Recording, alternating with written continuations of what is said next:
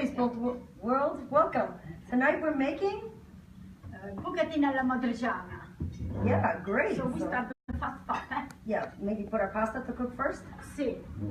Again, folks, you all know by now, those that follow us, always put water and your salt before you add the pasta. Make your water boil, come to a boil, and then you add your bucatini. Bucatini are like spaghetti, but bigger, and they're fabulous because the sauce goes in the middle. Extraordinary. All right. You need a couple of minutes to go down. In the Okay. meantime, so one end I do that, and one end I do this, okay? So we're using extra virgin olive oil. Extra virgin oil. Now this dish is a traditional Abruzzese dish from a small village called Amatrice. Amatrice. Some of you may know it from last year. There was a huge earthquake that hit it, and they lost a lot of their history. Fortunately for them, this dish that they created centuries ago will never go away because it's beloved throughout all of Italy, which is great. And today we make it in honore di Amatrice. We make it the Bucatini in honore di Amatrice. Yes, so this is for everyone in Amatrice, a little village in Italy in Abruzzi. This is for you guys. That's fine. All right, so now after we put the olive oil, we add the onions. Now onions, in the original recipe, there's debate about it, whether it was an ingredient or not. But most of Italy makes it with onions, so we're gonna add the onions. Then, Okay, I'm supposed to use the guanciale. okay, guanciale, folks, the cheek of the pork.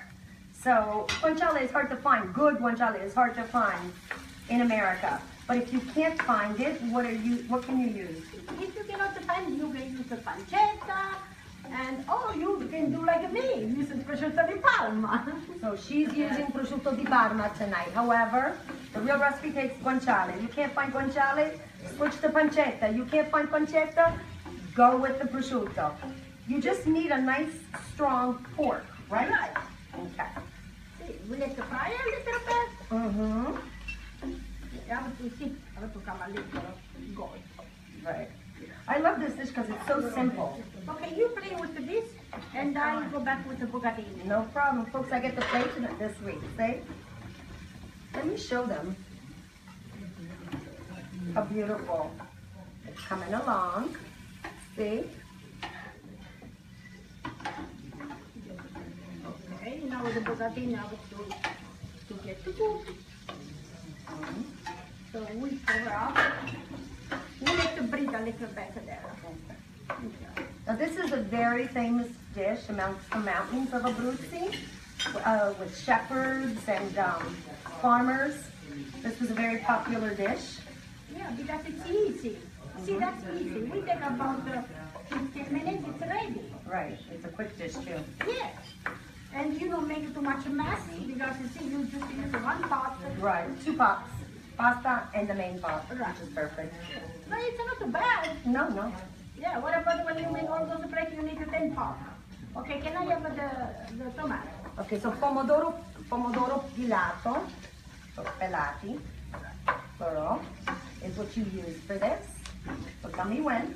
Oh, you can use the board. Because it's okay, it's done. Give me one more boy. Okay. Go ahead. Because we have a 1 pound of pasta here. Okay. So, Well, 1 pound of pasta, I beg to differ. I think that they make the packages smaller. They're not 1 pound anymore. Okay. all right, that's fine. Is that good enough? Yeah, I think so. Okay.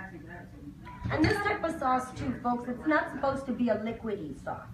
It's supposed to be like a nice hearty sauce. Okay, Thick now and hearty. we put some salt, but in here we watch because we put just poco. Because of the prosciutto, the guanciale, or the pancetta, all 3 of those are cooked in salt. So you have to be very careful when you add your salt to it. We add a little pepper, Mm-hmm. and we put a little. Yes, because that goes in the recipe. Peperoncino piccante. Yeah. That's Oh, part of the too bad, I recipe. added the fresh one. Vabbè, non va niente. Okay. Next time. So now you can do something. You can chop those base there with the end, boom, put it out there.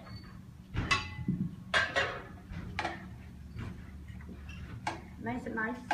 Delicate. Okay.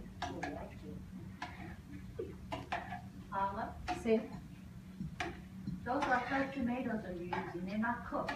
No, they're fresh pomodori pelati. Only we squish them, we puree them, like we squish them with our hands in the kitchen, but you can buy puree too. And the other is that the meat that you're using is already cured or cooked. So this is basically just drawing the flavors from the prosciutto. Very well said, yes. It That's draws. why it's quick. Yep, Yeah. very well said. I don't know if you guys caught that out there in Facebook world, but Louise just made an excellent point. The prosciutto is already cooked. So basically what we're doing is warming it out and extracting the flavors and making the flavors mix with the oil and the tomato. And the tomato, so you know, is not pre-cooked. It is your basic can of pomodoro pelati, and you squish them or you can puree them, whatever you prefer. Well crushed. Or crush, yeah.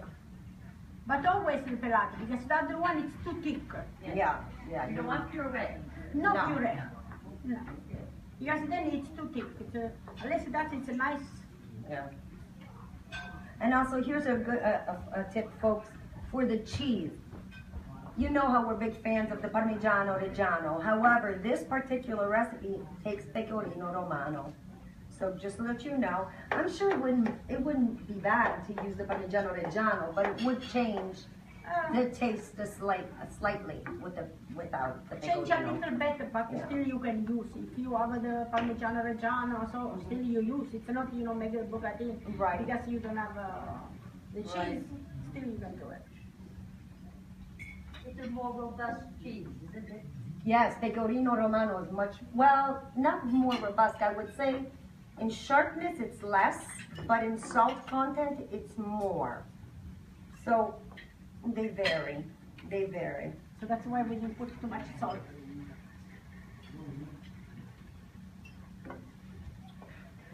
See? It's cooking, everything is cooking. What's happening with your pasta? My pasta didn't boil. Uh-oh. Will boil. Should we move it to the other side? No, we can't. Are you sure you don't want us to move it to the other side? Okay, go ahead. Maybe it goes faster? On this side?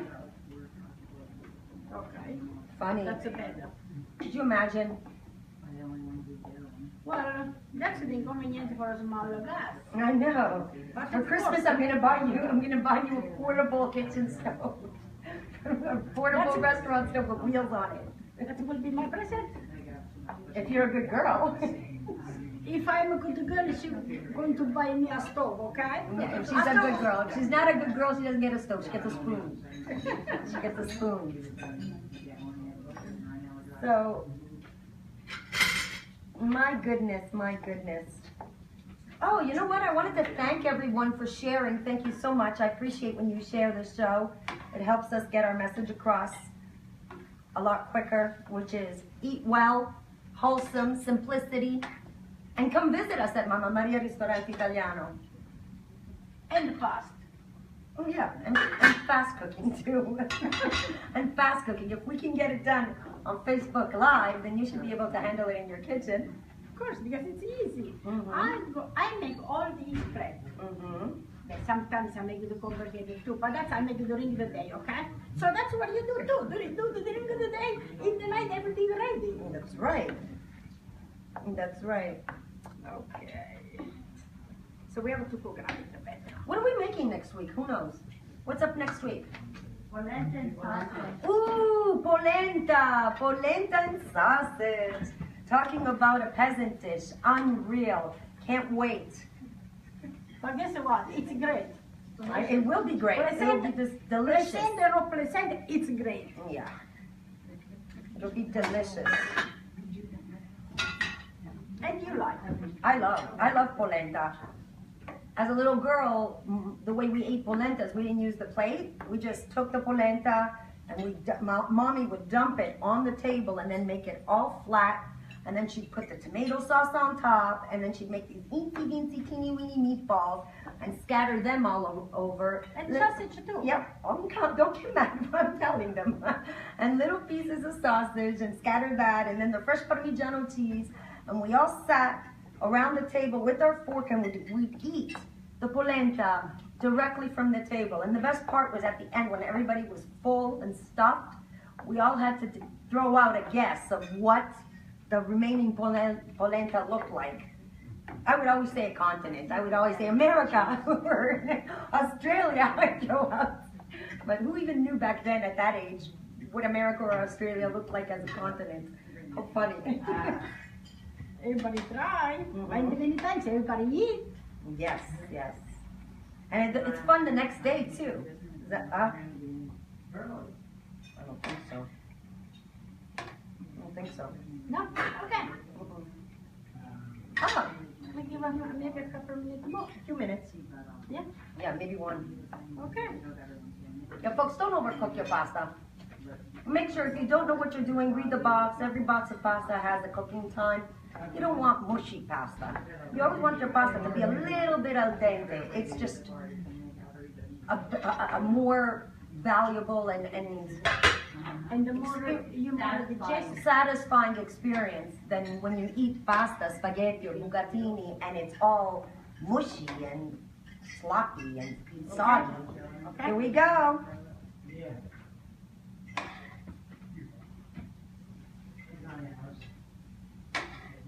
Now it's all smoking. Steam, not smoke. Oh, steam. I'm Steam. sorry. Well, it's the same thing. Smoking and steam, it's the same effect, no? Well, I guess.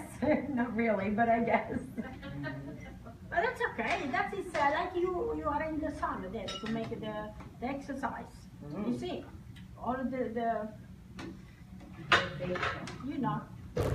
No, I don't know. You lost me right now. I don't know. You cannot look over the other side. Oops, sorry. Okay. So do you want me to switch? Want to switch again? Yeah, we can. Okay. So you go first. I go behind you. See, folks, we're dancing la tarantella over here.